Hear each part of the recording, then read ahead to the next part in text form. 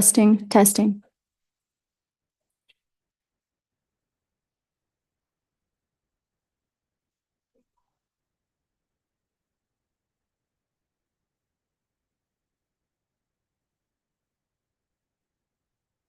Okay. Good evening. I would like to call this work session to order, and today is Wednesday, January 15th, 2025, and it is around 6 p.m. We have wonderful guests from the Oregon Community College Association, so I'm going to invite Executive Director Lori Hall up to introduce our guests. Abby and John, so come on up here.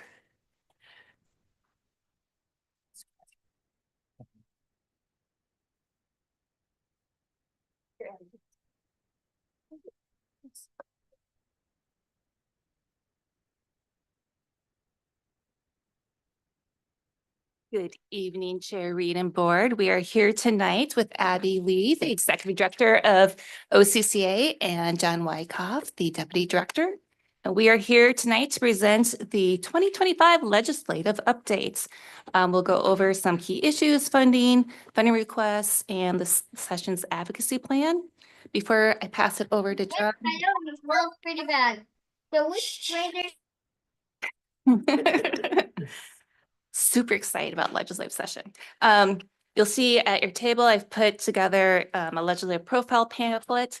It is already outdated.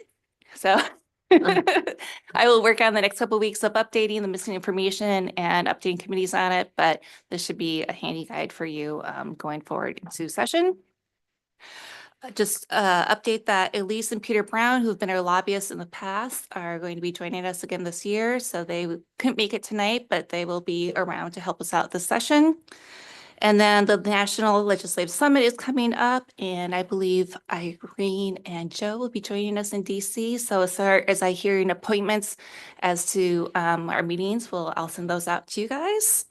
And we'll be hopefully joining Portland Community College with a couple of meetings outside of our legislators with Commerce and perhaps the National Science Foundation. And then just a reminder throughout the session, you'll hear from me a lot about just updates going on, any requests for testimony or capital visits, call and write-in campaigns, and just ways to engage and participate. So be on the lookout for those emails. With that, John, I'll pass it over to you and Abby. Well, hello. I am so happy to be here with you tonight, and just really want to express my appreciation to you as board members. I know what it is to be elected and how you dedicate so much of your time and talent and service to your college, and so I want to express my appreciation to you. I also want to recognize we have 17, as you know, 17 community colleges, and they're all fantastic, but Clackamas Community College stands out as really one of the exemplars, and I was talking to some of you at dinner. Your board is exceptional. The way that you work together, the way that you work with your president, the way that you are always student focused, and so I hope that you can be proud of that because it really is a model across our state. And as the new executive director of Oregon Community College Association, I just wanted to give you a little bit of my background. I worked at Treasure Valley Community College in beautiful Ontario, Oregon for 25 years before I was lucky enough to be selected for this position. So my life's work has been community colleges, and I love it. I can't think of anything else I'd rather be doing. I have a PhD in public policy, and I studied community college boards, specifically Oregon community college boards. And so over these next couple of years, as we're working together, I will be really focused on what can OCCA do to help you as board members understand your role and to support you. So I welcome input and feedback. But one of the most important things, as you know, that we do is advocate for our community college funding at the Capitol. So you can count on us to be there and to be kind of standing on that wall looking at those pieces of legislation. John will give you the update on the legislative session because he is there and he is in the Capitol, and I have been privileged to be able to sit with him and see him interact with our legislators, and they have deep affection and deep trust for the information that he brings. And so we're really lucky to have that kind of relationship in the Capitol. And we also have some great national connections, and in no small part to President Cook's relationships at the national level. And that brings a tremendous amount of esteem back to our state and to our colleges. So I just wanted to let you know that we're working hard for you. John will do this presentation, and then I hope to come back in the summer and tell you how we did. So this is a preview of what we hope to do, and then we'll come back and report on how we did to represent you in our state. So with that, thank you for having us, and we look forward to working with you this session, and appreciate all of your time to come down to the Capitol to testify, to write letters, and finally, just really want to acknowledge Lori's expertise. We rely on her so much for her advice, her wisdom, and her experience in telling the community college story. And so with that, thank you so much for having us tonight. And can I just say a word about Abby Lee and how she has only been executive director for 6 months, and she hit the ground running so fast. She has been everywhere, and she has learned everything. And OCCA is really, really fortunate to have you as executive. And then we have John, who we've had forever and ever, but we love, he's so good too. But anyway, I just want to acknowledge that and how well you've been doing and how lucky we are to have you. Thank you, Jane. And Jane was chair of the board when I was hired, so I also want to acknowledge her brilliance and her choice and selection. So, thank you so much. Yeah. Great, and thank you so much. I was thinking, I know a legislative session is starting because it's when I'm sitting before the Clackamas Community College Board. It always means that there's a legislative session starting, and which I appreciate because you always ask us to come present. We always really appreciate the opportunity to do so. So I'm going to try to quickly get you through this, and Lori's going to start nudging me if I'm taking too long. You're actually going to use the Oh yeah, but so I'm just going to walk you through a little bit of the legislative session, what we think the priorities will be. not the computer. Don't use the laptop. Okay, there we go. Okay, so these are what we think will be the key issues in 2025 session. I guess I'm lucky because Senator Woods isn't here to tell me I'm wrong if these aren't the right ones, but I don't think they are wrong. What you may notice on these four is that higher education is not among them. I think the things that we have an unusual level of agreement between the executive branch, the legislature, and even the Democrats and the Republicans in the legislature, that housing is the top issue for the state, followed and maybe in tandem with behavioral health, and with behavioral health, addiction counseling and addiction services are really, really a big part of that. K-12 funding, you may have sort of read in the papers or wherever, that there's continuing issues with K-12 funding. We actually have the same issues. I'll talk a little bit about that. And then transportation, the legislature is going to be trying to do a major transportation package this session. One of the things that we are also going to be looking at that isn't necessarily on the slide, but we have a lot of new, we have some turnover in the two committees, the policy committees we work with in particular. In the Senate, Lou Frederick from the Portland area will be chairing that. Senator Michael Dumbrow, very unfortunately retired, fortunate for him, but unfortunate for us. He was a really big champion of community colleges and really made sure that higher education was represented at the Senate Education Committee, which also does K-12 and early learning.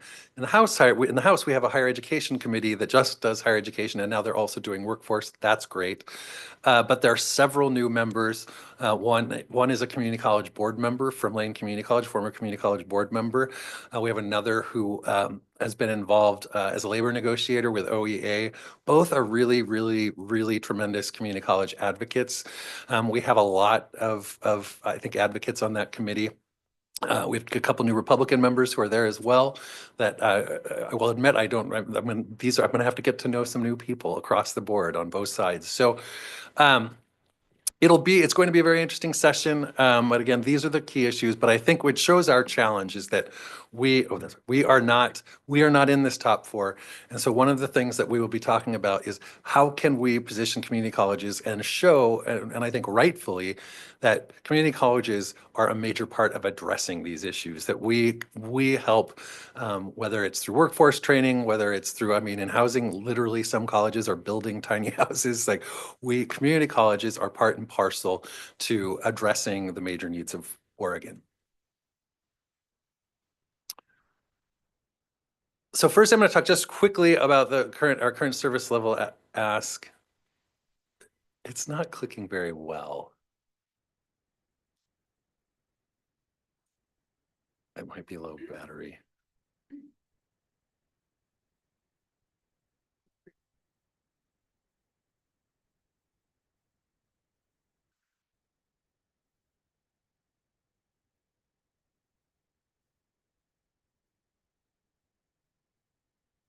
Yes, I believe so. Great. So I just want to hit some of the key points. The first, statewide community college FTE enrollment was up 7% for the fall of 2024, and headcount was up 4.3%. This is a really important point. If you look around the country, many of the community college systems all of the community college systems through the pandemic lost sort of catastrophic levels of enrollment. But in many states, their funding went down as well. In Oregon, our funding continued to grow even as our enrollment went down. Had that been the case this year, we would have been in a very difficult position trying to justify why we should get more money as if our student base hadn't been growing. The good news is it really is growing, and it's growing at a fairly good clip in most places. It's even better news that it's growing in FTE, because what we were having for a long time was we were getting more students taking fewer credits, which means that the cost of each of those students is a bit more than students who take more credits. It's also not as good for the students. Another piece of good news, but that comes with kind of a caveat, is that a lot of the enrollment that is coming is in career and technical education and short-term career certificates. I think that's great news for students, for communities, for the state of Oregon, because these are students going into good paying jobs, often right after they leave college, sometimes before they finish their programs. But they're the most expensive programs that community colleges offer. And so, if we aren't getting as many of the students taking the lower division transfer courses, and we're getting more students taking career technical education courses, that puts additional fiscal pressure on the colleges because those are just much more expensive to offer, with nursing being the most expensive. Yeah, come back. I don't remember the other 3 points. Community colleges need $120 million additional to cover what is basically a 15.7% biennial cost increase across all of the colleges. I don't think it's also, we would really like to make sure legislators understand that community colleges throughout, sort of the fiscal challenges that we've been through, losing students and then bringing them back. Community colleges have really been adaptable and flexible to adjust to student needs, where in many cases, the universities were bringing students wholly back onto campuses. Community colleges, and I'm sure I know Clackamas is one of them, have really leaned into high flex classrooms, into making sure that we're meeting students where they are. And so that if they can come to class, they can come to class. And if they need to do it online, they can. And that comes with a cost as well. And then, this is basic to you, but it's always worth reminding, I think we always have to reinforce for legislators that, without state funding, the colleges really only have a couple of options. One is to cut programs and services. The other is to raise tuitions. Those are the only real options. And without student funding, it takes away from the college's mission of providing student success and helping students be successful. And when you can't keep those critical services, when you can't keep tuition at a reasonable rate, and we start to price people out, we aren't able to fulfill that part of our mission. Next slide. So in the interest of time and the fact that nobody can see that, this is the problem when I use spreadsheet slides, is that it's like rolling the dice. So what you can see in this slide, I'm just going to talk very quickly about it. In the last biennium for the Community College Support Fund, the major source of funding for community colleges, we received about 800 million. That translates into about 795 million for the Community College Support Fund. What we are saying we need now is 920 million. What the state says we need, the Department of Administrative Services, which does budget analysis for the executive branch, and the Legislative Fiscal Office that does budget analysis for the legislative branch. What they estimate community colleges need to maintain what they would call a current service level is only 854 million, right? We say when we look and we get all the business officers and they plug in information to a spreadsheet of what their actual projected costs are, what their actual projected revenues are, what we come up with is 920. Why is there a difference? Well, the reason there is a difference is there are a couple areas. One of the major areas is healthcare. In statute, all the community colleges get their healthcare through the Oregon Education Benefits Board. And in statute, it says that those plans, the premiums can only go up 3.4% on average per year. And that is when OEB creates their plans, that is what happens. However, healthcare insurance nationally is about twice that. It usually runs at about 6-7% a year. And so when you get your new OEB plan at 3.4% increase, the benefits are always lower. The copays would be higher. And what happens in collective bargaining is that the colleges usually end up picking up that so that they're not reducing benefits and raising costs for employees. So the actual cost to the colleges would be more like that 7%. Department of Administrative Services, Legislative Fiscal Office, when they do their budget, they just give us the statutory 3.4%, right? And so that's only about half what we actually need. This is where I was saying we have the same issues that K-12 has when they're looking at the K-12 current service level. We have the same issues, so do the universities. We don't get nearly the attention for it. The other piece this year in particular was around salaries. Collective bargaining around salaries was, there were higher increases than there often are that were really reflecting the high inflation that was going on, particularly around housing and the cost of food. So you saw that in a lot of the contracts. And DAS and LFO put in very conservative numbers, I think 3% per year, that really don't reflect the actual cost to colleges. And then the other thing that isn't as much captured in here has been that, again, costs are increasing at almost every college because they are offering them, have more students in the most expensive courses and not nearly enough philosophy majors. Like we need more of the, I mean, only partly joking, right? Like those lower division transfer students are really what in many cases help subsidize those expensive CTE courses. It's the same way for universities with the way upper division courses lower division courses subsidize upper division courses. Let's go to the next slide. And then I'm going to go to the next slide because those are very difficult to see. So this just gets at where you can see this really was the cliff in enrollment, and community college students were hit harder than any other part of higher education through the pandemic. What we don't have here yet, but that we will have soon, is the 23-24 numbers. You will see that curve is continuing to go up and it's accelerating, right? So we will probably be, see where that 200,000 line is. We're just, I think, slightly above that now. So it is moving in the right direction.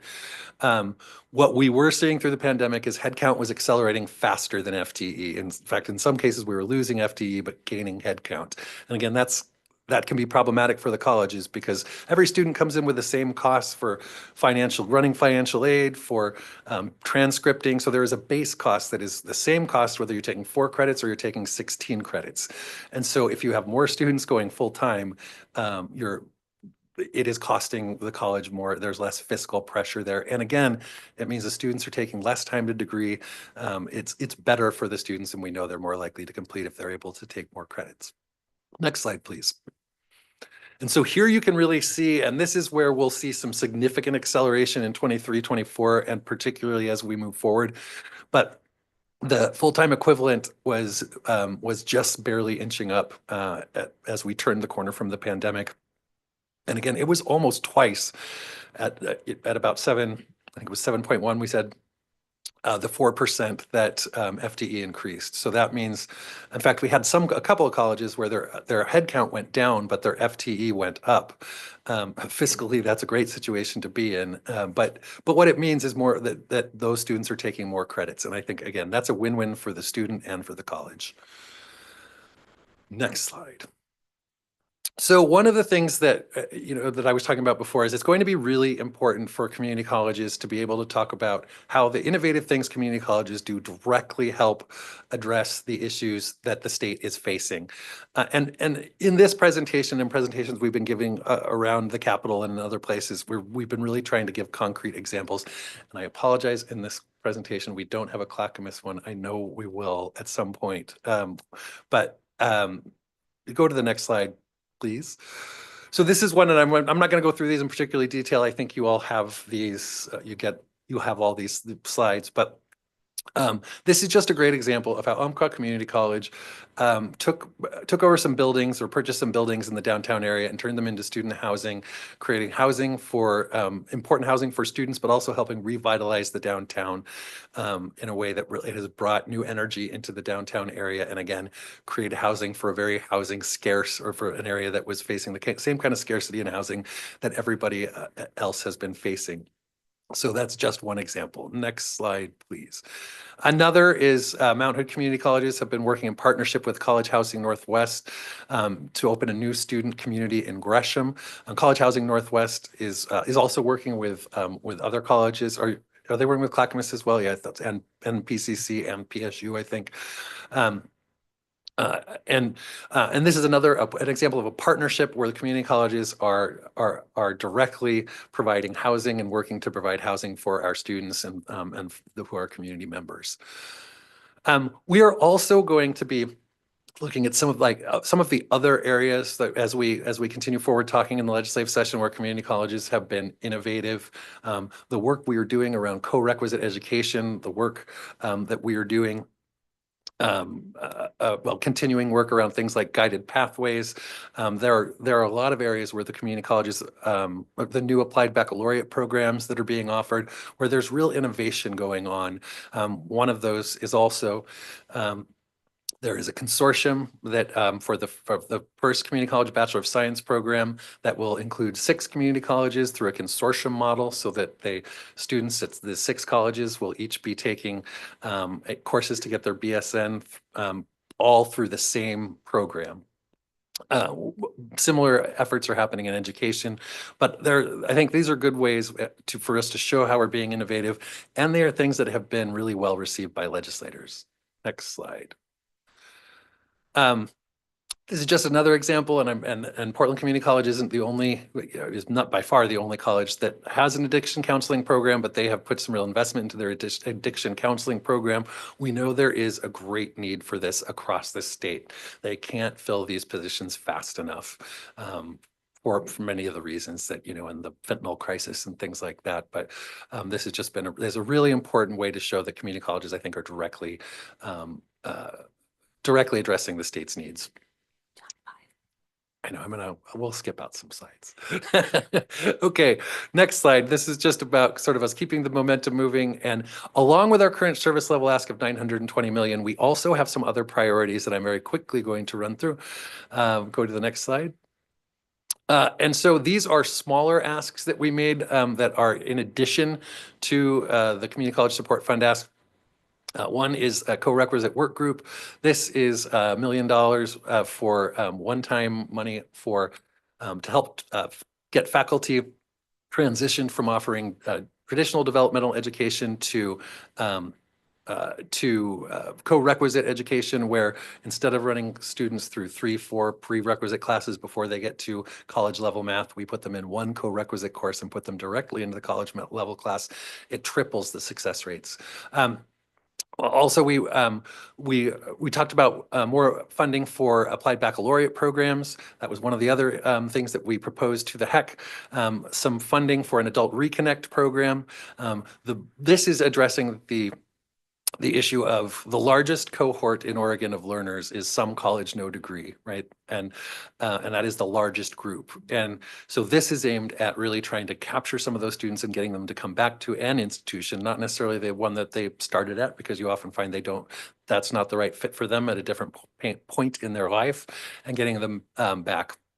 And then we had also talked about a cybersecurity ask, although this one I will say did not move forward, as well as the 8th quarter payment issue, which I won't get terribly too far into it, but this is something that at some point you will, as board members, hear about, where 20 years ago, the state balanced the budget by deferring the final quarterly payment of the biennium to the first week of the next biennium. But what it means is that the community colleges all float money for about a term, right, for a quarter, and they either take money out of their out of your savings, basically, which is usually in a local investment account, so you're losing interest. So it's either in your reserves or it's in, you're actually borrowing money at a high percent.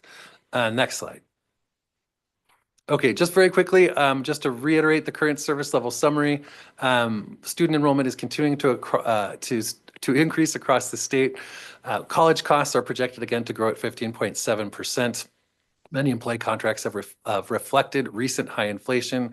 And then, we have expended, just as everybody else has, all of the federal funds that were available through the pandemic, right? Those funds are gone. Although I know some colleges are still waiting for their hoping and waiting for their employee retention credit through the federal government.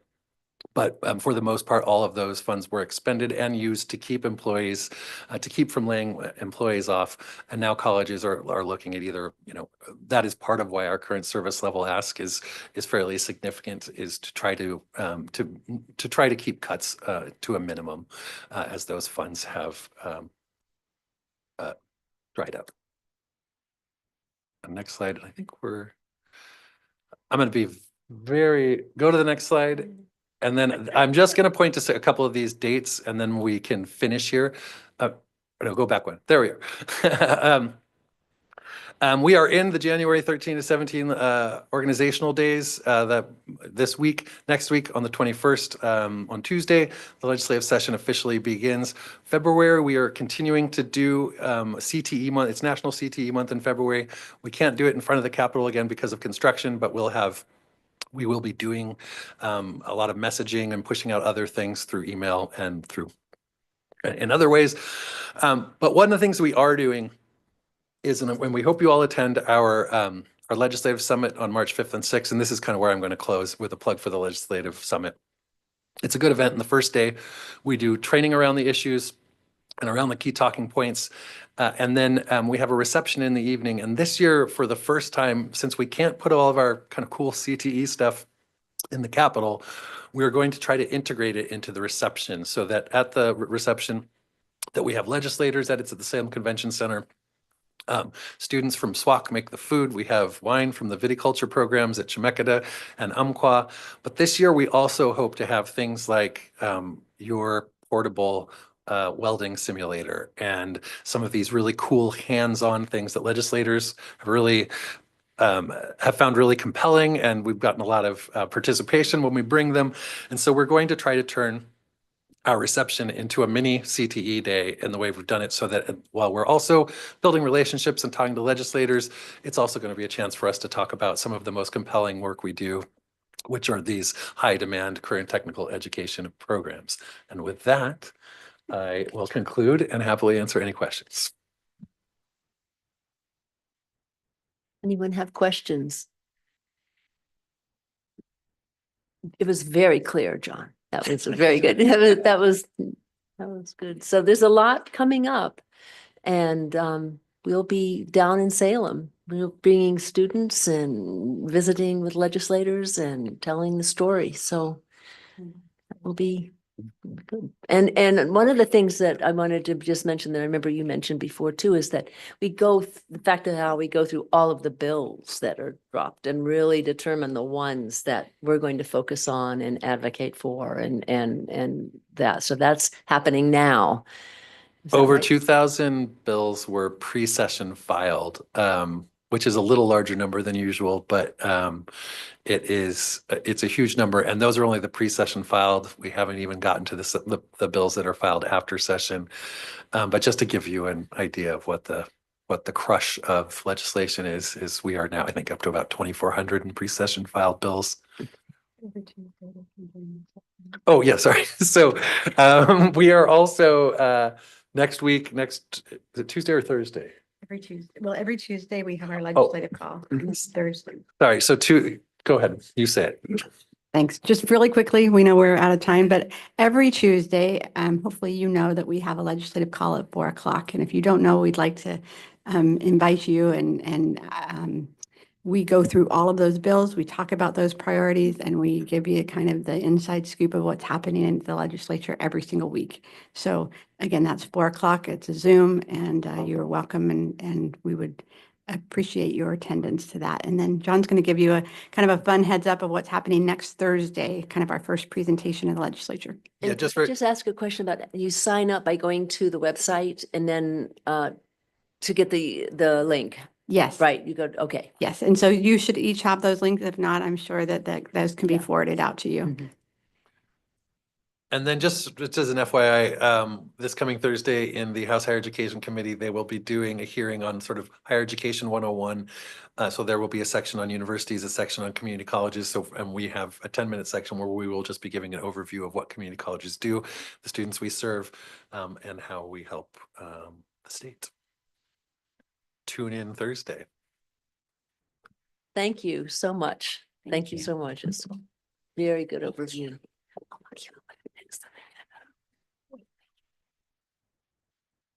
Yeah, okay, yes, Lori, you are here now, and you're going to share various revisions to our website, right?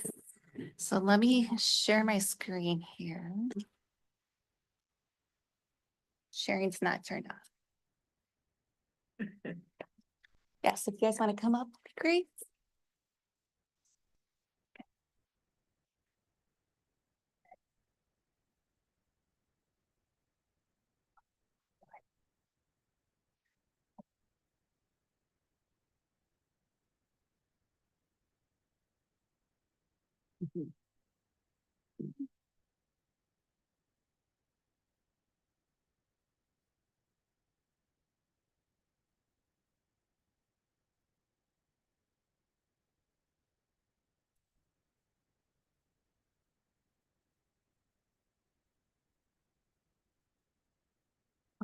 Just loading slowly. Present. I know. I realized I didn't bring my glasses up here. Big challenge. All right. Thank you for having us here today. We are going to give an update about our website redesign, some background on the redesign decisions for how they were made, and share some of the new pages, and then some of the analytics and stuff that we're learning along the way post-launch. So I am so fortunate to have some of my college relations and marketing team here with me today. I have Bill Fricky, our senior .NET developer, Kim Crane, our digital marketing specialist and web lead, Jordan Taylor, our marketing specialist, and Janelle Vader, our communication specialist. So this work really, it took our entire team as well as a large number of people across the college, but this was kind of our core team. Just as a reminder, our website is often someone's first experience at the college. So it's the front door of the college, whether they're thinking about being a student, they want a job here, perhaps be a business partner or donor. This is the front door of the college. But also the website is one of our main recruitment techniques for students. And so with that in mind, the purpose statement for these projects was that the website must provide prospective learners with a rich and engaging interface that conveys the spirit of the college, is intuitive to use, is responsive, easily accessible, creates a place of belonging, and allows students access to this assistance to the things they need to succeed. So that was kind of our guiding light throughout these projects. So before I dive into the redesign, I wanted to revisit the work that helped inform these projects. During the 21-22 school year, we did a complete assessment of the websites. We looked at our content management system, the overall effectiveness of the site, test user experience, looked at metrics, tone, voice, marketing integration, all of those things. As part of that, we conducted surveys, workshops, focus groups. So we involved a lot of people in this process. From that, we learned a lot of things about the websites. Some of the key things we walked away with is that were not working well was the navigation on the website, our program pages, and the home page. So we knew those things walking away from the assessment. We also had a really, really long laundry list of things, of recommendations. And a lot of those things we were able to do in-house, thanks to the team. But there are a few things that were beyond our scope and ability and that we needed an outside vendor or contractor for. We also need funding for that work too. So in 2022, we were very fortunate to receive 2 grants from the Lumina Foundation to fund 2 rounds of website redesign work. I don't remember, you guys helped approve those contracts for us. And with that, we were able to proceed with the following projects. Sorry about that. Phase 1 was a redesign of the homepage, our program pages, and then a new search page for degrees and certificates. And some of the goals in this round of redesign was bringing guided pathways to the homepage, implementing a site-wide translation tool, optimizing the site for mobile, and then upgrading the platform, which was outdated. So in this process, we rewrote more than 100 program pages using keywords and SEO, which is search engine optimization, which when you Google something, it makes us appear higher in the search results and gets us more results on the internet. We also thought about the content on those pages to make the programs more engaging and attractive to potential students, and then creating some consistency across all the program pages. This work included faculty giving feedback on the pages, working with curriculum and scheduling to make sure we had all the right components on those pages. And then also a ton of new photos, because one thing we learned from students is they liked seeing themselves in the website. As part of this, we formed a web advisory group, which was a fairly large group, but 30, maybe some people across the college, helping us guide us in this project, give us feedback, giving us opinions and their expertise along the way. Phase 2 was a student resource hub. During the pandemic, I had met with some folks and student services who had a vision to create a centralized hub on the website for resources. Right now, before this hub was created, our resources were scattered all across the website, which made it really difficult for students and employees to find the resources that they were looking for. And so with the second round of funding became available, we knew this was a project we wanted to do. And we knew this was important because the student ICE survey demonstrated that student barriers include things like working outside of college, paying for tuition, household finances, mental health issues, not feeling academically prepared, and family responsibilities like childcare.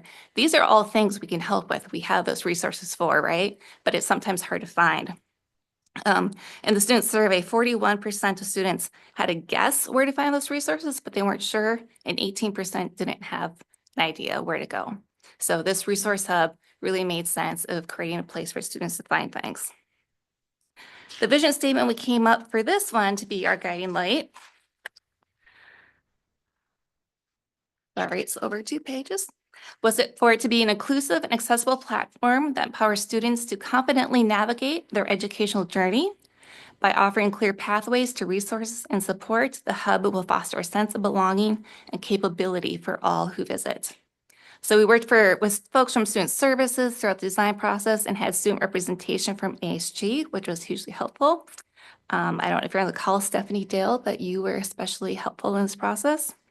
Our initial instinct was to take all the resources and put them on one page because, wouldn't that be great, just that one thing? But when we did student testing, it became quickly obvious that that was overwhelming for them and they're still having issues navigating the site. So we curated the list and narrowed it down to have a really refined list of resources on this page.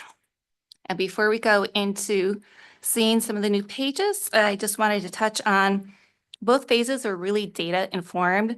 We wanted to make sure that we were grounding ourselves in that data and not what we thought looked pretty or slick or, new and exciting that was in what students needed. We heard time and time again 3 things from students that they wanted from the website. They wanted to know how much it was going to cost, what classes to take, and when to take them. So we really took that to heart. And then other things that we heard from them that we incorporated into the site, we changed the font size, we made it bigger, we changed some colors, we changed navigation and how things worked. So we really took that student feedback to heart in these redesign. And now I think you get to try, Kim. Yes, they should all be in order. Yep. All right, so I'm going to start with this is not the new page. This is our old website, so we can just compare very quickly. So as you can see, some of the things that Lori mentioned, that we're not, the old site was not using the real estate. We know that people don't always scroll right away if they don't find what they're looking for right away. And then there's not this section, this IMA our data was telling us was not being used and was taking up a lot of space. And then there isn't really any representation here of, the academic programs at CCC. So those are some of the main elements in our new website. So the first thing, Lori mentioned that, we made some changes to the navigation, which shows up on every page of the site. And so this first in the top left, I know it's probably hard to see on the little screen, but instead of those big people, we have these audience menus that provide quick links to some of the most useful pages for different audiences. So there's links for future students, for current students, for veterans, community members, and employees. And then we also added here for quick access links to Moodle and links to the new Student Resources Hub that Lori mentioned. We're also really excited about having a tool integrated into the navigation to help translate pages, so from any page that you're on the website into different languages. So this is, right now it's machine translation, so this is powered by Google Translations, but one thing that's great about this tool is we have the ability to improve those translations over time. All right, and then another aspect of the, sorry, not used to your computer. We made some updates to the search to make it easier to find, because a lot of the activity, if people don't know exactly what they're looking for, they're typing it into search. We also added this, and it might be hard to see. I'm trying to see if you can see it on the Zoom screen, the sticky footer. Is it even? Really, it's not on the All screen. right, well, we can't see it on Zoom the way things are cropped, but at the bottom of the site, there's some quick links to some of the key calls to action. So getting started, applying, donate, yeah, things we want people to do. So if you scroll down now onto the homepage, as I mentioned, one of our goals was to decrease the number of clicks that it takes for people to get to the key information, especially that prospective students need to know. So we added this, kind of easy to follow steps, 1, 2, 3, 4, 5, to break down some of those key links for important information. All right. Another goal is to use our homepage as a easy to use entry point into, understanding, our academic offerings, and for, prospective student, if I'm interested in something, do they have it at CCC? And so we have this like a search bar, so if somebody knows kind of what they want to study, they can use the search bar. And then we also have a section below that represents our educational focus areas, so this is also reflecting our guided pathways. I'm just going to interject real quick. You'll notice as she goes through some of these pages, how the guide pathways, the colors, the symbols and stuff will be carrying across some of the pages. So that's how we were really embedding guide pathways into the site. All right, and then if you scroll down, this is also a new section that wasn't on our old homepage. This education for every journey adds some visibility on our homepage to programs like ESOL, GED, our high school programs, community education, apprenticeships. And then, trying to add more visual elements. So we have this image slider at the bottom that shows life at Clackamas, our values, ways for people to get involved. So I'll just kind of click through.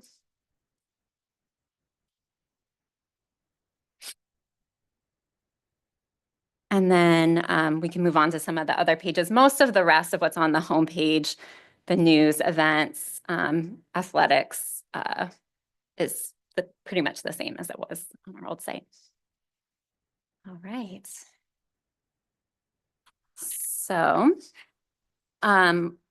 one of the other new pages that was created in this process was this degrees and certificates search page, with the idea of helping people more easily navigate our academic offerings.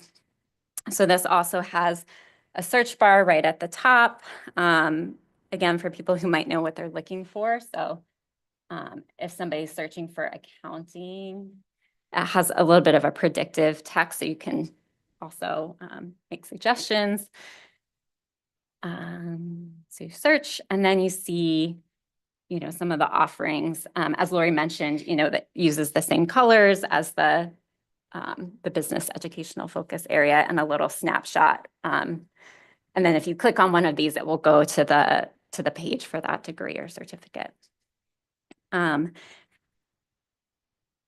other main feature of this page, of the search tool, is that there is a filtering tool right here, and that allows you to filter by different things that students might be looking at. So the educational focus areas are all here. You can search by, the type of award, whether the time to complete it, whether it's eligible for financial aid, and a couple programs that we have that are offered in Spanish. So if I put in like health professions and say I'm looking for 1 year, eligible for financial aid, you can do a search, and then that'll kind of pull up the programs that are relevant. There's a few other things on this page that I can point out. You can also search, programs A to Z, representing our educational focus areas. Each of these goes to a page for that educational focus area. There's links to transfer, some resources for students who are undecided, and then links to our academic departments. All right, so if you click through to a program page, as Lori mentioned, we redesigned all of the 100+ pages and rewrote them, found new images for a lot of them. So there was a lot of work that went into this. And, the idea, again, just making the information simpler, more accessible, easier to engage with. So at the top, that, the branding, the colors, and the icons are carried through for the educational focus area. And we try to have, some of the key information at the top, right? So like a snapshot of, what is this program? And then those calls to action. So those quick links to apply. And then this get info, which gets the prospective student connected with our admissions department. All right. And so one of the goals is to just there's a lot of information on these pages by necessity, right? But how to make it feel simple and usable, and not overwhelming. And so a lot of the work was just organizing the information. So there's like a tab structure, where, it pulls up different sections of information. So you're not just getting like a wall of text. Within the overview, there's, as Lori, I think, mentioned, the descriptions are written to engage prospective students, and then also to help with our search ranking of pages. There's a classes section on each of these pages, which pulls information from our course catalog so that you can just see what's relevant to this program without having to leave the page. This, I think, is a great tool in the job outlook. There's some embedded data, that can help students get an idea of what their career options might be if they go into this program. And then there's a section for skills with links to learning outcomes. And then a section on each page for some high level cost information, which we know that students are really looking for. And I just want to give a shout out to Bill for creating that cost calculator. That was a custom build in-house. And so that was, I think, a huge win for us to have that added. Yeah, and then the other thing that's, again, we're trying to tell the story, right? Like, why Clackamas, why this program? And so there's some elements that we can use on these different pages, videos, and then like testimonials that help, tell that story. We also have this section that I think also speaks to guided pathways and helping students understand, our stackable credentials in a visual way, so which certificates lead to a degree. And I think those were my main points for, oh yeah, sorry. Yeah. And actually that's not all that's on this page. There's also, like I said, there's a lot of information. There's some key links, and then at the bottom of each page, we have links back to the educational focus area, related programs, some key resources, and then the contact info. All right. So finally, I'm going to go over that student resource hub, which, is that one place to easily navigate to resources, and that can be done in a few different ways. So at the top here, there are some categories. Again, there's a search bar that also uses that predictive text. There's an A to Z list. And then if you scroll down, there's a link. There's some quick links to some of the most popular resources. And then if you scroll down even further, we've highlighted the different campuses, and where to go on each campus for assistance. And then we're in the process of developing pages for each of the campus that can go into a lot more detail with campus-specific resources. And then we have a contact form for anything that students aren't able to find on this page. So I can do a quick, if a student is searching for food, for example, if you start to type, it'll give a suggestion for a free food pantry. And so that link comes up. Or you can search for, basic needs by the category. And you'll see that this popular tag, we've really tried to, as Lori said, curate the resources and put some of the resources that students are, that are most important at the top, so they're easy to find.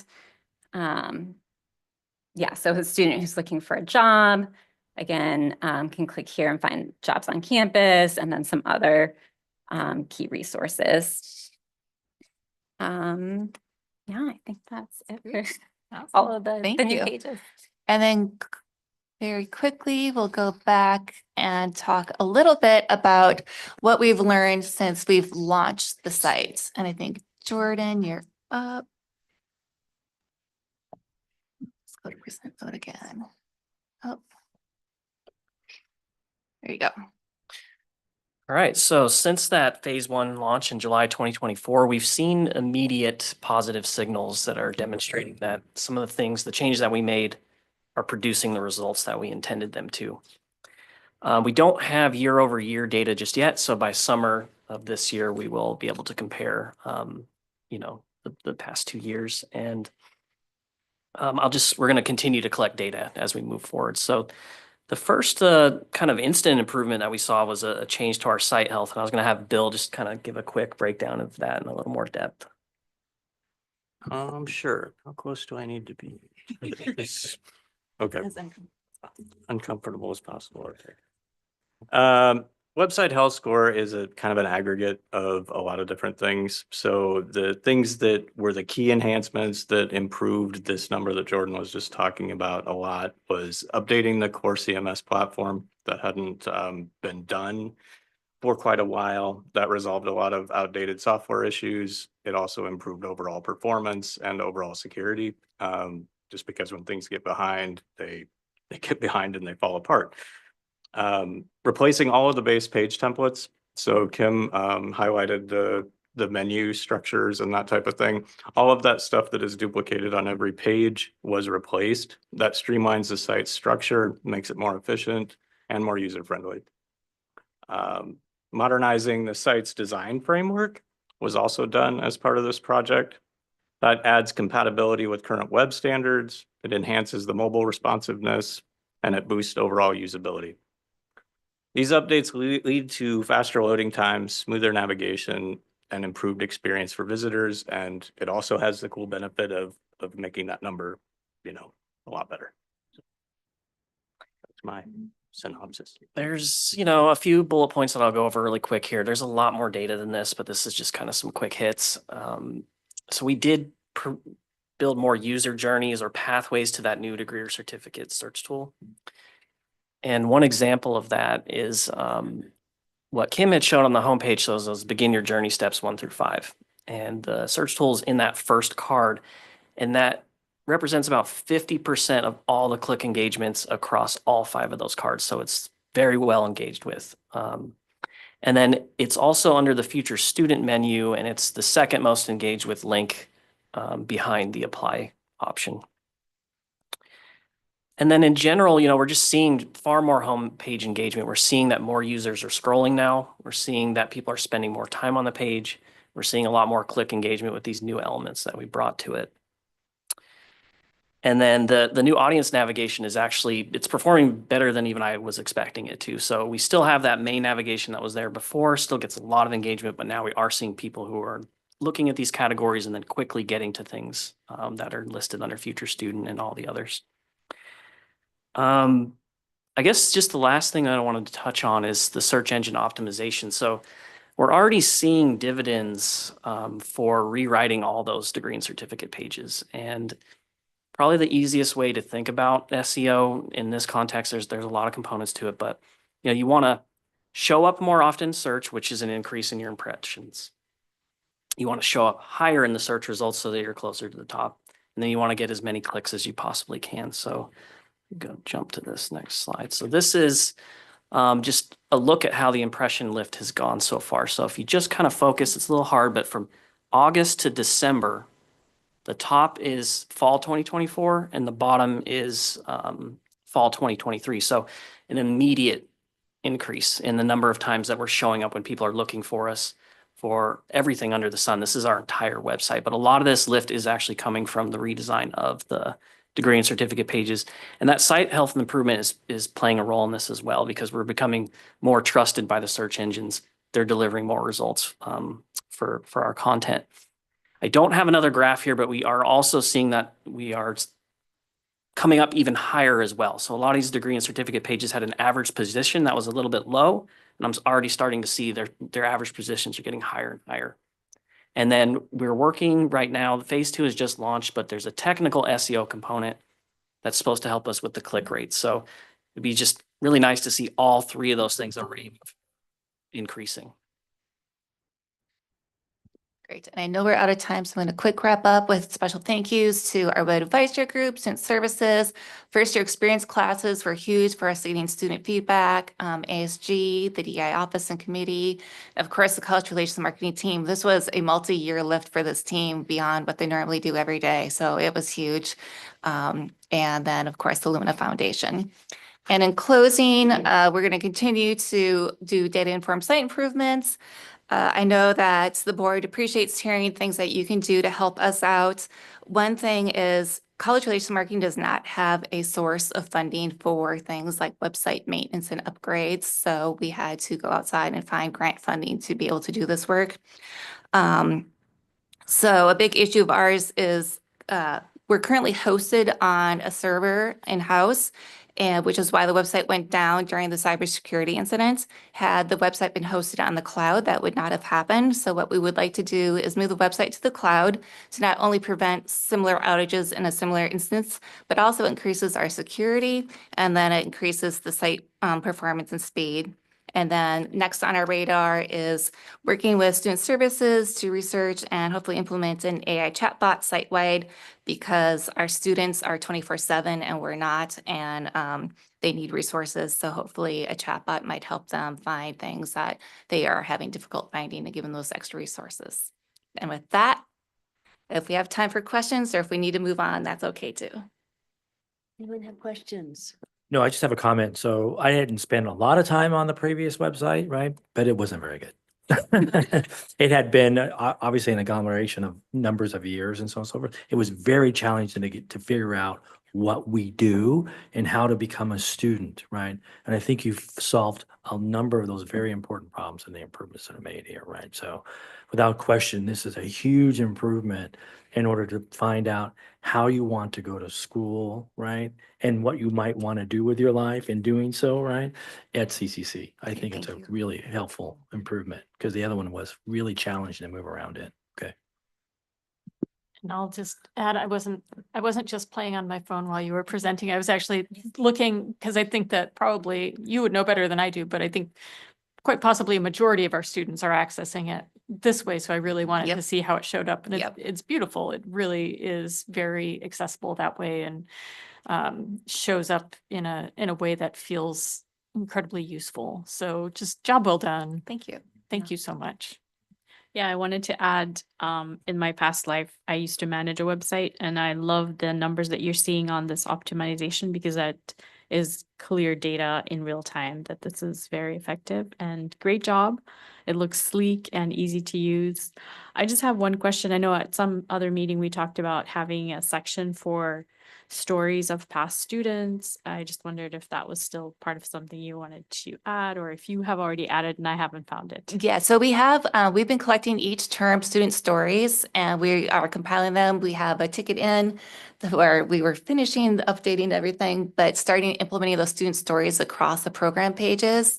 And just kind of, so wherever you are, hopefully you're going to interact with the student story. Thank you. So we have a few of those. So that was, the format is, that image and that kind of quote below. And so that's what it will look like. And we just want to add them to more pages than they're currently on. So, so you have that kind of visual and kind of personable connection. They actually showed up really nicely on the phone. I noticed that there was a story from Victoria on there who we saw from the clean water program. I want to know what happened in October that shot that line up so high. Do you have any idea? Well, I have not had enough time to dig even further into some of this data, honestly. I started to parse out the actual keywords that were driving it for the degree and certificate pages. Mhm. I think just generally speaking, it's just being served more. Is that the start of the term? My guess is It at might the have start been of the the term. start of the term. It looks like, Or October, it yeah. looks like the last week of September, which would coincide with the start of the term, because I was trying to figure that out as well as everyone's kind of coming in and getting all of that. I wondered that myself, if that's what was happening. It's more of a perspective jump, though. Yeah. It's that a lot of Yeah. those keywords are around just kind of understanding programs. It could be our internal students too, just trying to figure out decisions to make about their classes. But I think there's just a lot of pieces that are kind of driving it right now, and it needs a lot of analysis. Okay. That's also one of the metrics. Oh, sorry.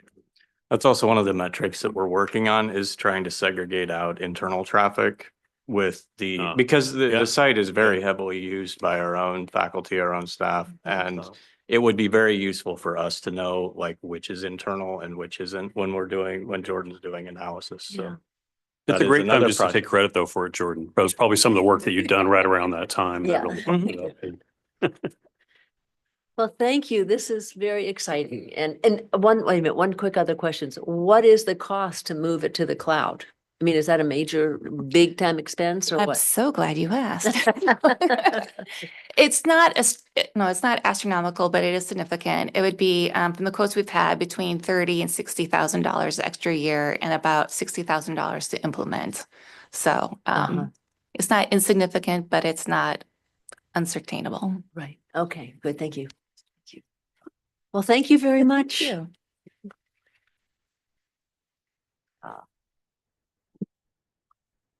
So I think we'll take maybe what time is it here? 7:06. Should we take a quick break or should we carry on? Yeah, what do people want to take a break? I would like to close the work session first. Yes, the work session is closed. And we're going to take a 5-minute break.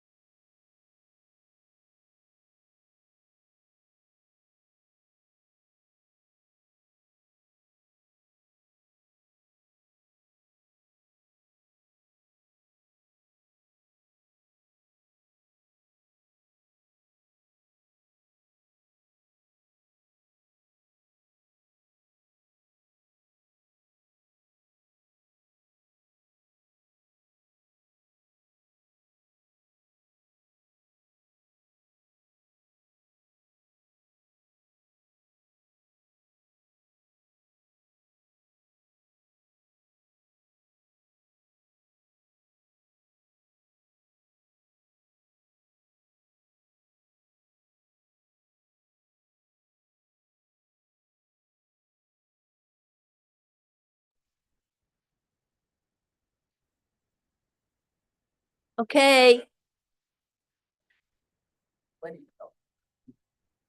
Welcome to the Clackamas Community College Board of Education regular meeting, and I will now call this meeting to order. Today is Wednesday, January 15th, 2025, and it is around 7 p.m. So, Rashida, can you call the roll, please? Yes, Chair. Position 6, representing Estacada and Colton, Chair Jane Reed. Here. Position 1, representing Milwaukee, Kathy Heisey. Here.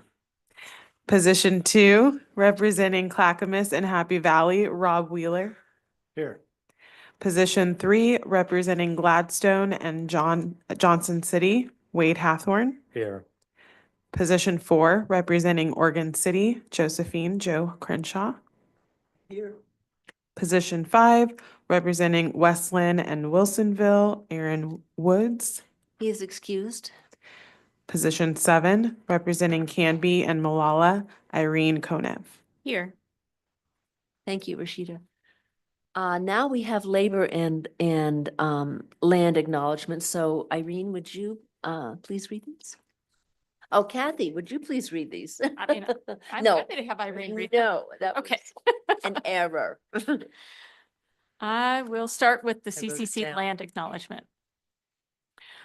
We acknowledge that the Clackamas Community College campuses reside on the traditional homelands of the Clackamas, Cascades, and Tumwata bands of Chinooks, as well as the Tualatin and Pudding River bands of Kalapuya and the Northern Malala people. They lived and prospered by maintaining strong cultural ties to the land and through wise management of resources. As signers of the Willamette Valley Treaty of 1855, they were removed from their homelands to the Grand Ronde Indian Reservation, where they became members of the Confederated Tribes of Grand Ronde. Please join us in taking this opportunity to thank and honor the original caretakers of this land, their lives, and their descendants that live on as tribal members today, still carrying on the traditions and cultures of their ancestors. And I'll just add a personal note here and a point of information for you all that in December, the Grand Ronde, the Spirit Mountain Community Fund, which I believe CCC has benefited from in the past, celebrated a milestone. They gave away $100 million since their inception in the mid-90s. And they do that work in the spirit of potlatch, and it's generous and enriches the entire state of Oregon. And it was a real honor to be able to be present at that dinner or at that luncheon and be a part of that celebration. Labor acknowledgement. We also acknowledge that our nation has benefited and profited from this free enslaved labor of Black people. We honor the legacy of the African diaspora and Black life, and the knowledge, skills, and human spirit that persevere in spite of violence and white supremacy. Thank you, Kath. Public comments. The Clackamas Community College Board of Education welcomes community members to attend board meetings to become acquainted with the programs and operations of the college district. Members of the public are encouraged to share their comments with the board during the agenda item labeled public comments, and comments from the audience at any other time during the meeting, except for the agenda item public comments, will be declared out of order. So if you have any, please keep the comments to 3 minutes or less. So do we have any? There are signed up? none. None? All right, thank you. So we will move on to the consent agenda, which consists of the following items. Approval of 1A, executive work and regular session meetings from 12/18/2024, and acceptance of 2A, monthly financial support, and 2B, personnel report. Does anyone want to pull anything from the consent agenda for discussion? Okay. So, do I have a motion to approve items 1A through 1B of the consent agenda? So moved. So moved. Second, third. I'm not sure, this is pretty much it. Somebody on there. Okay, I think I heard Irene first, actually. And Rob, you are now Seconding it. And, okay, so, all those in favor, please say aye. Aye. Hi. All those Aye. opposed, say no. No abstentions? Okay, that this motion passes. So now we are on to new business, the CCC Foundation Memorandum of Understanding. So tonight under new business, we have the first read of the CCC Foundation Memorandum of Understanding. And I would like to invite Executive Director Deborah Mason and President Tim Cook to present this item. Thank you, Chair. I believe also we have the director, the Chair of the Oh. Foundation Board, Alex Crooks, joining us tonight. So while Deborah and Alex are getting situated, I'll just give a little bit of background and then turn it over the two of them. So as you know, we're fortunate to have a separate 501c3 Clackamas Community College Foundation that supports the college, and I think really recently had a new milestone where they gave away over $1 million in scholarships this past year. Really been a great support for our students, support for the college. I actually don't know the year the foundation started. I believe you may have the answer to that, the actual year it started, but I know in 2008 we created a separate MOU on the advice of our accrediting body to make sure that there was a distinct distinction between the two. I mean, it is a separate nonprofit from us, but there's now an MOU that every 3 years comes up for discussion and needs to be agreed upon by both bodies. So we're at a point now where the previous agreement expired in June in 2004, and so it's we're due for another 3-year agreement on that. So invited Deborah and the chair, Alex Crooks, tonight to give you a little bit of overview and present this. This is a first read, so as there are questions or things that you want us to look into, we will be happy to do that before next month's meeting. Turn it over to you guys. Oh, sure. Yeah, thank you for having us. We're a 21 member board. We serve 3-year terms. 17 of the board members are community members, and we have 4 members who are liaisons from different parts of the college, including your board. It's been my pleasure to serve on the board for a number of years. I couldn't tell you how many, 17, something like that. Yeah. I did forget to mention that Alex and actually his wife Amy, who's also the former chair on the board, are alums of the college. So it's nice to have that connection as well. And I think if I could speak to what I think is the importance of the relationship between the college and the foundation, it is my distinct honor to be in service of our students. And I know that the foundation team and the board really spend every moment being student-centered. We want the foundation to grow, but we want it to grow in the ways that students need. In fact, and Adam Wickard is here. He is our scholarship and student success analyst who also teaches at the college, and he has taught here at CCC for over 8 years. And so having him on the team is just invaluable. We really do have a pulse on our student body and student needs. And in terms of revenue, things are looking better all the time. You'll hear it a little bit more in our foundation report later, but increases in revenue across the board, scholarships, and the scholarship program being revamped so it's more accessible. We've got more applications coming in, more awards going out, more basic needs support going out as well. And in terms of the ROI, or the return on investment that the college makes into the foundation, is really quite ridiculous. It's very, very high. And so I feel very proud about that. And I know our team and our board feels really good about that too. Not sure if there are questions now. if Yeah, there's some there are things that- questions, and we have the memo the MOU is in our packet, so we've all That's taken right. a look at that. Yeah. Yeah, and it looks, Yeah, Chair Reed, I have a couple of questions, Yeah. and maybe some comments as well too. First of all, yeah, the relationship between the college and the foundation are so vitally important, right? To, ensuring really student success, right? Because that's what this is really about. And the foundation has really grown and done an outstanding job of moving forward in this process. This document, as we see it in front of us, looks like it's just a simple renewal of the prior document that was in place, right?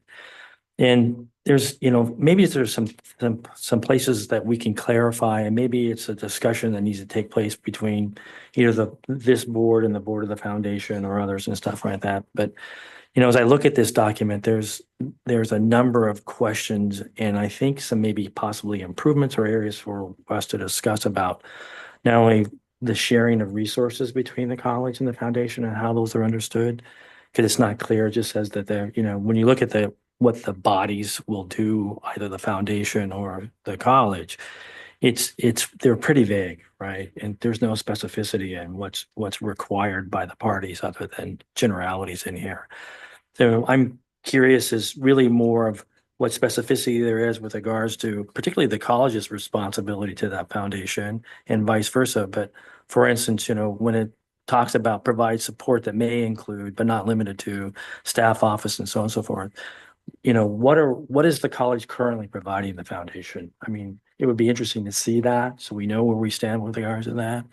I think there's also some important governance issues that I think potentially need to be addressed in here. The only real shared governance statement that's in the document indicates that, there will be participation of a representative of this board on the foundation, but it's not clear whether that position has voting rights and other things like that. And I also know that the foundation has an executive committee and also its board. I don't know if the foundation has some bylaws which stipulate how they operate. We do. It'd be nice to see those essentially, right? And then I think if there's questions about where this body or the administration, for instance, give you an example, right? There's no stipulation in here what the role of the president of the college is between those bodies, essentially, either the foundation's board or its executive committee or this board of education. And I think those are the kind of things that we should discuss to make sure we understand exactly what the relationship is between the bodies, what they're serving each other, and how this would move forward as part of this process. So I think there's some really important places in here we can make some significant improvements in helping to clarify the roles and responsibilities, but also strengthen the support and opportunity with the two entities.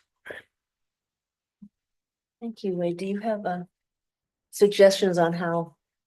Yeah, I was just going to This is- suggest, I mean, we can do this, I think, a couple different ways. One is, I mean, we can try to, I can work with Director Hathorn maybe to address some of those specific questions where we can get some responses back before the February meeting to the entire board. We could maybe sit down, maybe there's, a small group that could sit down and work through some of these pieces. It's at the pleasure of the board, how you want to proceed on that to get you the information you need before next month. Okay, any thoughts on that? I'm certainly Yeah. willing to set to some basic questions up that we can address essentially, and how they want to handle it between the board and the foundation should be established by this group, I think, as a whole, right? So. Yeah, if you're okay with that, we can certainly start there, right? Yeah. We Okay. can, Deborah and I can work together, or we can, we Good. can answer some of those and get those back to you. And if there's more that we want to do, then we can kind of go from there. And we can still have a final read on the next board meeting. If If you we like, agree. If or we look we at can what move it, if there are we can- changes, we'll look at that and then we'll Mhm. just, okay. Okay. Yeah, I just wanted to say that I've had a little bit of time to look at a couple of different examples from other community colleges.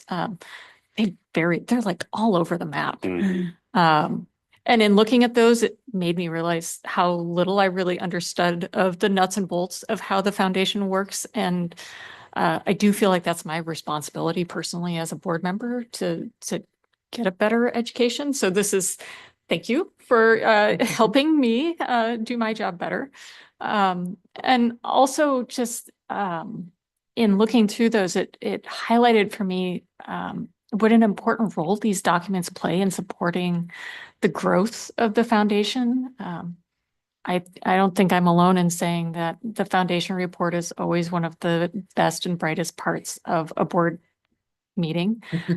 We really do love the work that you are doing. We know how dedicated the board is, and that the board shows up as individuals personally in so many different ways to raise funds, to cheer on the college as a whole.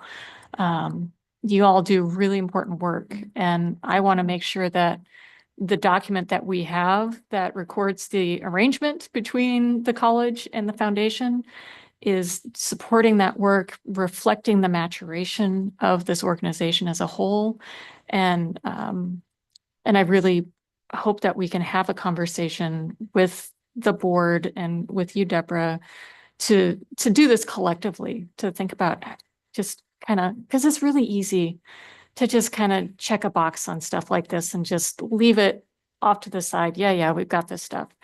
But in organizations, it's so much better if we take these as invitations to reflect on who we are and who we want to be, and have those conversations to make sure that the documents are accurately reflecting that. This is a great starting document. We're 20 years later. Like, is this still what we want? Let's have that conversation. I think it's a really good one to have. And I think that we've got great boards on both sides to engage in that conversation. And it may be that the answer is yes, but I'd like to have the conversation. Hey, any other comments or thoughts? Yeah, I just wanted to say the hard work that you are doing on the foundation is making a direct impact on the students, and it's I wanted to thank you for the hard work you're doing. Thank you. Appreciate that. It's very Yeah. dramatic, the Mhm. changes that have been happening over the last years. Great. Thank you. Can I just say something? Deborah and the team, I was on that board for such a long period of time. I thought I was tied to it by a string. But I want to say that I think that where you're going is exactly as Kathy has said. It helps us to understand, because as Amy had started going through all of the numbers and the paperwork that we had 20 years later, some of it pertains to us and some of it doesn't. So I really appreciate what you're doing. And I tell you, you guys are absolutely ace right on. So you have my vote, whichever way you decide to go. Thanks. Okay, well, thank you very much. Thank you. Thank you. Thanks. More to come. More to come. Okay, next is we're going into new business, and we have first read. No, that we've already done that. We're going into an action item on budget principles. So we have it back for a final read in adoption, and Dean Christie Owen presented these to the board during the December 18th meeting, and there were no changes during that time. So I don't know, does anyone on the board have questions they'd like answered before we proceed with a vote on adopting them? Christie's here, she could answer them if we have any. I mean, Dean Owen is here if we have any. Okay, I guess we don't. We had a nice discussion in before, so I think these are the changes that were made were good. And so I would like to ask for a motion to approve the budget principles.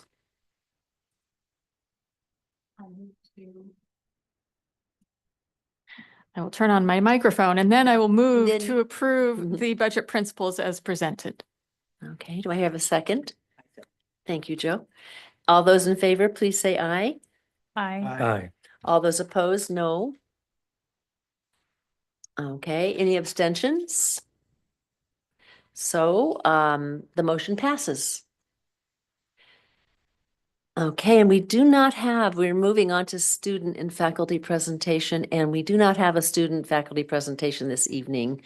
But we do have association representatives here for reports and comments. So is Bethany Day?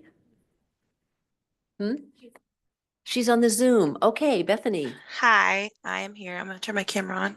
let's see if we could, good. Hello.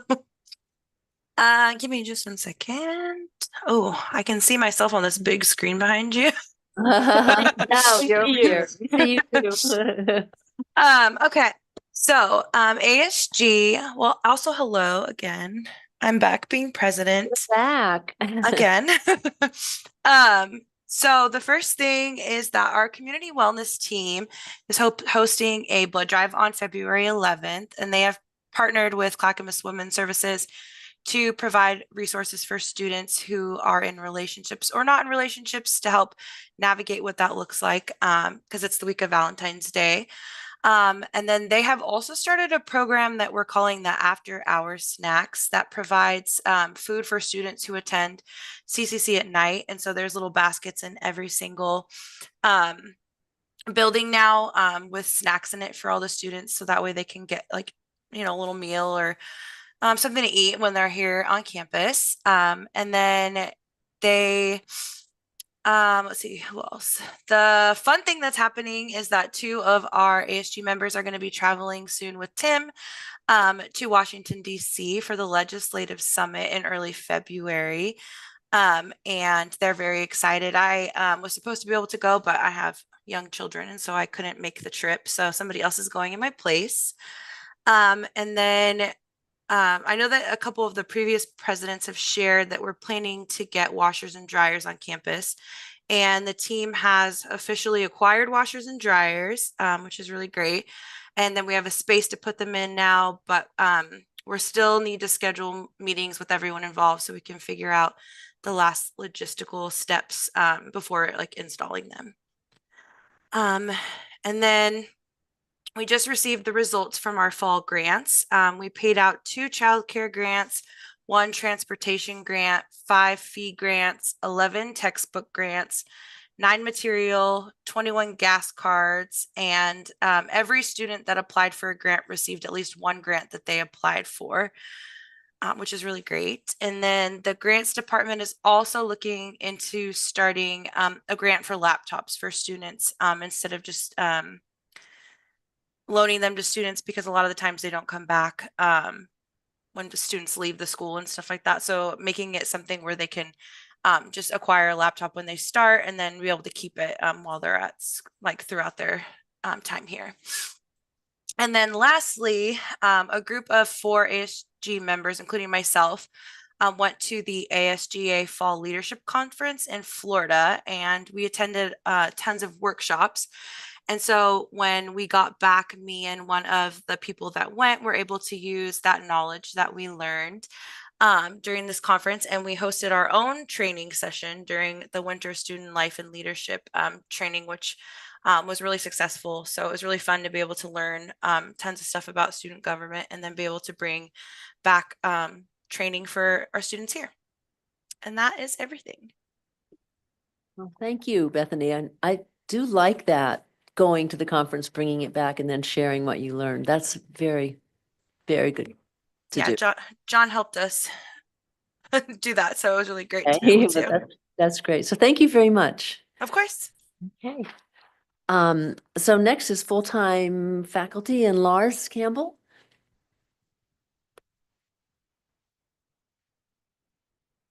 Thanks. Good evening. Good evening. Not a lot has happened actually for full-time faculty since I was here last. It was mostly our 3-week break. But a couple of small updates that came from folks when I sent the request earlier this week. First, in December, 20 students, faculty, and community members participated in CCC's study abroad program in Ireland and had a great time there. The theme of this year's trip was the mythology and magic of Ireland. And the trip was led by full-time faculty Carrie Hughes in the comm department. Some of the intercultural communication students were there with them, and James Bryant Rise, who brought some Celtic mythology students, also joined. They visited sites associated with the traditional stories of Ireland, including Neolithic passage tombs and stone circles, walked among springs, caves, and cemeteries that contain ancient artifacts and relevance, but which have also continued and continue to be used over the centuries.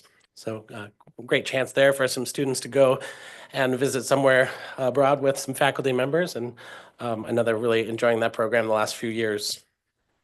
I'll also tell you, Justine Munns from the library reported that the textbook affordability savings increased by $61,612 last term, and their total now is $3,913,762 of dollars saved for students. So pretty impressive.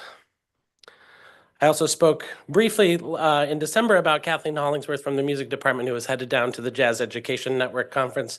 She performed last weekend. They had kind of a snowstorm down in Atlanta, but got all of her band there with her and some background singers from the East Coast. Terrific performance. I thought I'd also mention she was able to do that in part from the professional development funds that the college affords to us. It's a great chance for people to see our faculty, the name Clackamas Community College, and the broader national world of jazz. She also applied for and received a Clackamas County Cultural Coalition grant that just got approved just today. So we're super excited about that. That's for the MPT Festival in April. And lastly, I'll share that we did our first round of applications for the full-time faculty tech funds in the fall and awarded some grants to folks, faculty members, for technology that comes outside of their department budgets, special things. One of the pieces was a soundboard that's used by David Badstubner. And we've got a little bit of money left over that we're gonna send out a second round of applications for in the winter. So that's what I've got for y'all. Thank you. That's a lot for being gone. I mean, That's not great. being in for Yeah. just a few weeks. So Great. thank you very much. Thanks so much. Yes. Okay, Associate Faculty, Christopher Zimmerly Beck, are you here? He is, okay. And then he's not, Christopher is not here, so we'll go to Classified Jennifer Pope. And she is zooming too, okay. I am here, but and so is my dog. I have nothing to report tonight. So nice to see everyone, and that's all. Thank you. Okay, thank you. All right, so we will move on to college reports and the president's business report. Do you have anything? I have a few items, tonight. Thank you, Chair. I'll start with some of our community and our K-12. You, I believe, have in front of you packets, community profile packets that you may have remember from before. And just as a reminder for those of you who haven't seen these before, these are really nice. And I thank you, Ashley, and our IR department for helping put all these together.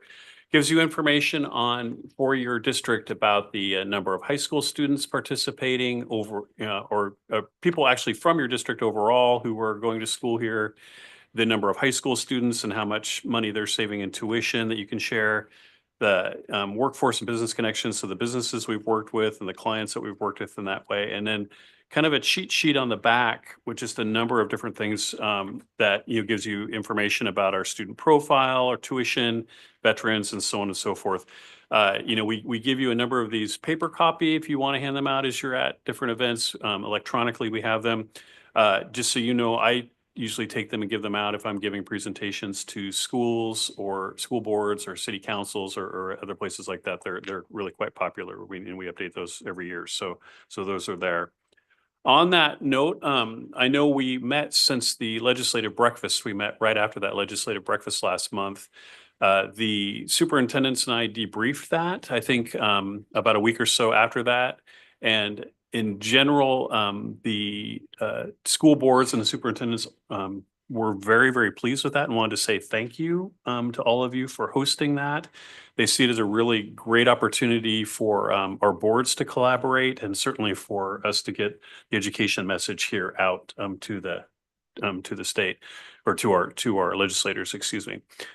So, I haven't had a chance to get feedback from any of you about that event. So if you have thoughts about how we can improve that, that was the second year that we co-sponsored it with the ESD and with the school district. So if you have thoughts about how we can continue to improve, please let us know. We'll be doing an overall debrief of that, I think, this Friday. So, but if you have thoughts about that, please let me know. But they did want me to extend a thank you to all of you for us hosting that. Met with Jeremiah Patterson, the Gladstone superintendent, this morning, talking about how we can partner more and really do some more work for that school district. They've been a great partner. I think there's some more opportunities with that. I'll be meeting with the superintendent of Canby, the school district, here in the next week to talk about the same. They're both the new, so to speak, superintendents that have been there for about 6 months or so. And so continuing that work. And then, as you know, I've been updating you. We've been working with pretty much the superintendents from South Clackamas County on this rural CTE work for some time now. We're at I don't know if it's a crossroads so much. We're at a point now where we're kind of getting into some subgroups, there's a number of pieces that really the K-12 schools need to work out around how they'll share funding, how they'll share FTE, and really do some sort of logistics within them. And at the same time, we as the college are still looking to see how we can support them short term with some specific classes around healthcare and machining and so on, while we look toward a larger solution for rural CTE. So that work continues, but it seems to be evolving and in inappropriate ways, I guess is the way I would frame that. You all right? Okay. Enrollment, reimbursable FTE, which is, as you heard earlier from the presentation by OCCA, really the important part about how we get our funding. Currently to date, winter quarter's up 13.45%. So we continue to remain strong, healthy in our enrollments as we go on. Still are below pre-COVID levels, but we continue to go up. I did want to make a comment, because there was something said about the high numbers of headcount compared to FTE.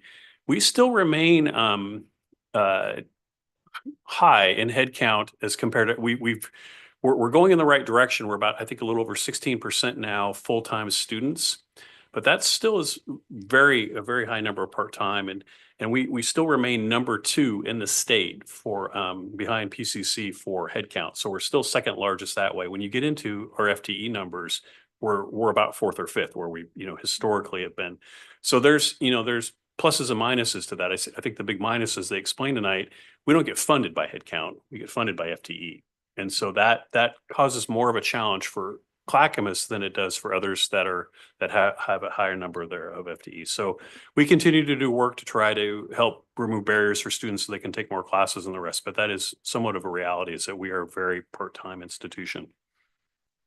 Jeff and I met with the folks from OSU Extension this week to kick off the agreements and discussions around the project over on the horticulture project, our first, really big bond project that we'll be working on.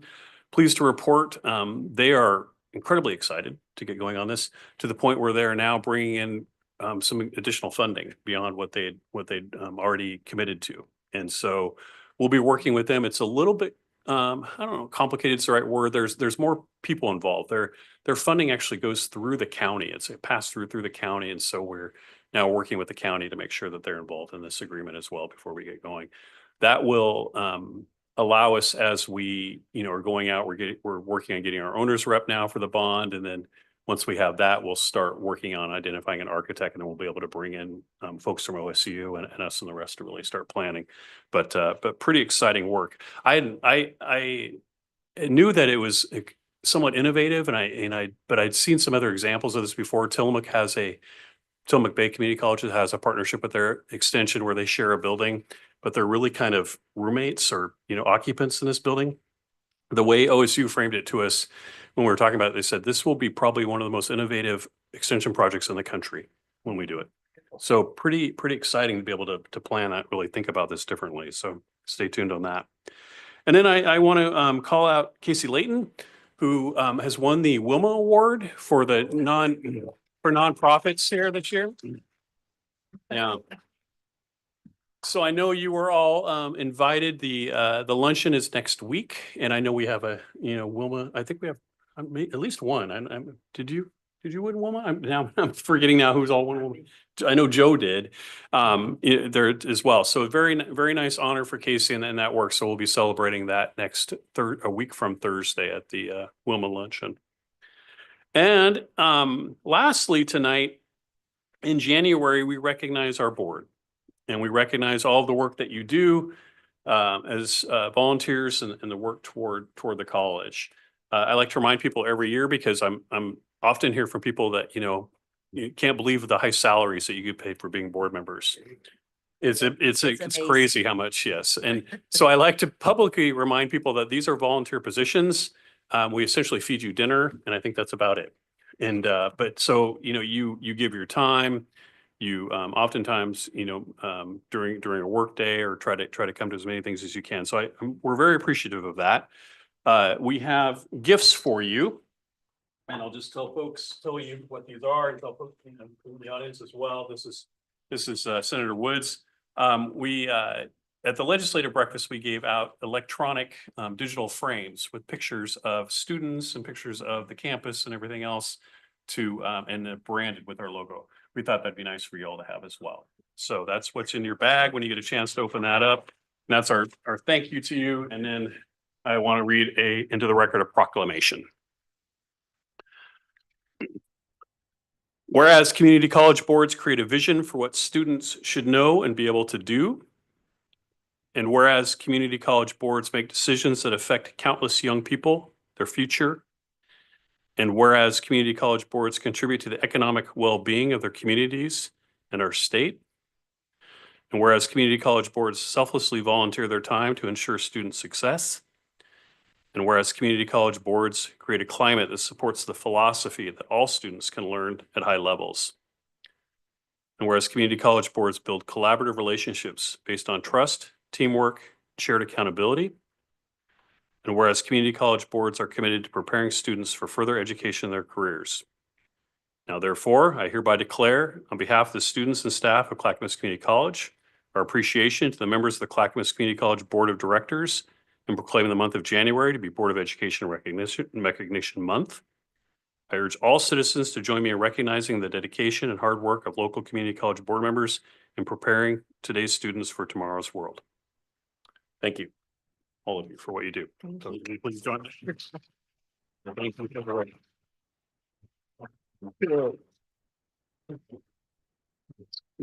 you. That's my report, unless you have questions for me.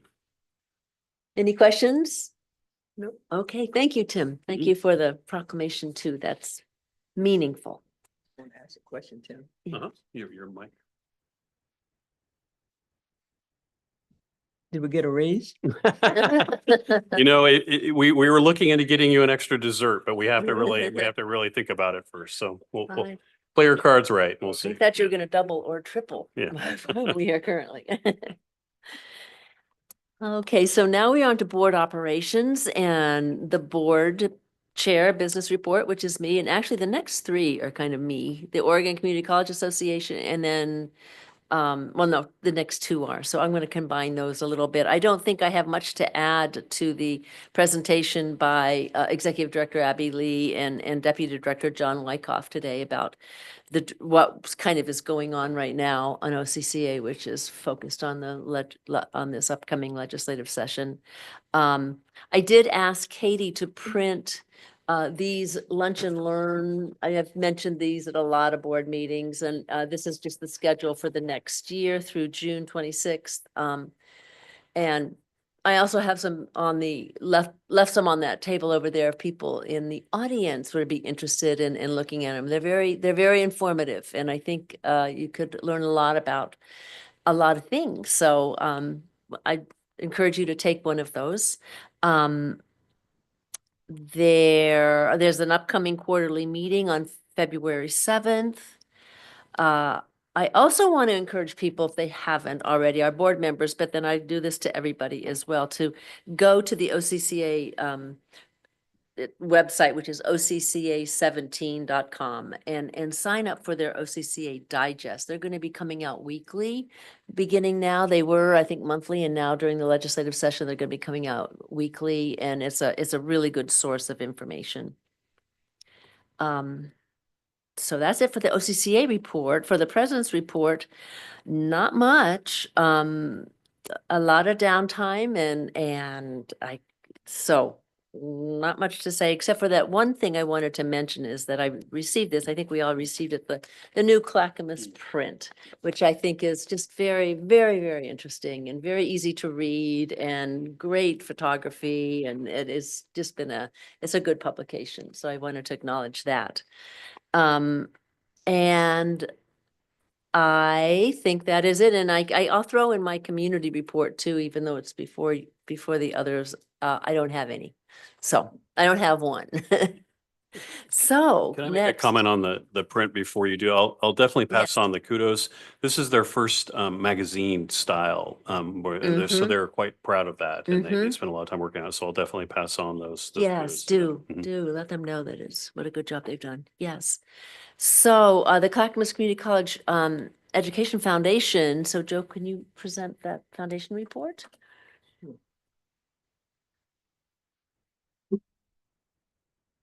This is one of my favorite reports.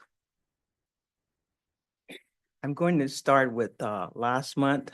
During 2024, the foundation has supported 169 students with basic needs assistance, helping them with housing, medical expenses, transportation, utilities, totaling about $93,579. The foundation sent out 57 rent checks, keeping many students from being evicted. We have the year-end numbers for 2024. In the month of December, what we call year-end giving, the foundation brought in $244,160, which $64,190 was over last year and a 36% increase. Total revenue for the year was $1,479,112, a 23% increase over 2023. Outstanding numbers. The foundation will host an appreciation event for donors and scholarship recipients on March 4 from 4 to 6 p.m. You'll all be getting an invitation. They'll go out next month. Thank you. Thank you, Joe. Yes. Yes. Yeah. We should. Way to go, Deborah.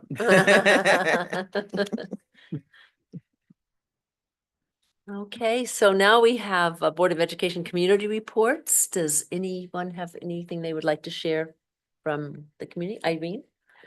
Yes, the legislative breakfast was really, really outstanding this year. I was very impressed with how how it was structured to have those small conversations at our tables, because I think that's where we can make the biggest impact with our legislators, and having the students at our table was absolutely incredibly helpful for all of us to kind of see what it's like for them in daily life. And we were able to ask them questions directly, and they were able to inform us about ways that we can support them more. So thank you. Thank you. Well, I have one more item that I need to share with you. I went back to Washington, D.C. to see my daughter-in-law get sworn in as a U.S. congressman from the state of Oregon. You know. And it was absolutely fantastic because I had never been in the office gallery to sit in the gallery and watch them do their thing. But it was cold, and coming back portion, we had to spend 3 extra days because our flight was canceled. But I just wanted to share that when I go with you, Tim, I do know where I'm going now. We'll follow you. Thanks. Yeah, that's exciting. Exciting. Jane, I just have a comment, and I this is really a personal one, but I just want to say how proud I am of this institution in its support of the DEI program. You now see, a change adrift across many parts of the country, and now in corporate America, where there's an abandonment of these DEI programs, dismantling of them, and it's really, unfortunate. There are a lot of other words probably to be used, but certainly in public, that's the kindest word to be used in there, right? But I just want to encourage this institution to continue to be at the back of this, under it, around it, and pushing it forward, right? Because it's so important and it makes a huge difference. Not today necessarily, but tomorrow and every year and every generation after this is what this is about. And so good for us, right? Okay. Thank you. Thank you. I will add that I think however we are able to continue the work, if we're changing the words that are more palatable, given the situation that we find ourselves in this country, but to keep being innovative, but never lose sight of what it is that we're trying to do and how we're going to move forward with that work. Well, I guess I would say stay tuned. We long before the election, we'd been talking about how do we really expand the scope of that office and the work that they do. And I don't want to, do any spoiler alerts, but Casey and her staff have really, I think, knocked it out of the park as far as kind of the next iteration. And so I'll just say to everyone here, we'll highlight that a little bit at the State of the College. So pretty exciting stuff. Thank you. Okay. Anyone, Kathy, do you have any? I hope you know. Now we're worried, Casey. I'll just mention that there's an event happening in my zone at Harmony Campus that we are not currently at, but did receive an invitation to. That is an event that's a public education forum, local voices and legislative choices that's being put on by the Oregon School Board Association. So I hope they've had a scintillating conversation and that maybe in the future they'll check our schedule before they schedule things. It's tonight. Yeah, it's right now. Oh, yeah. But we were invited. We were. Okay, I didn't see that. Okay. Mr. Wheeler, do you have anything? Any words of wisdom or? No, nothing to add. No words. Okay, thank you. Well, then on that, if there's no further business, the Clackamas Community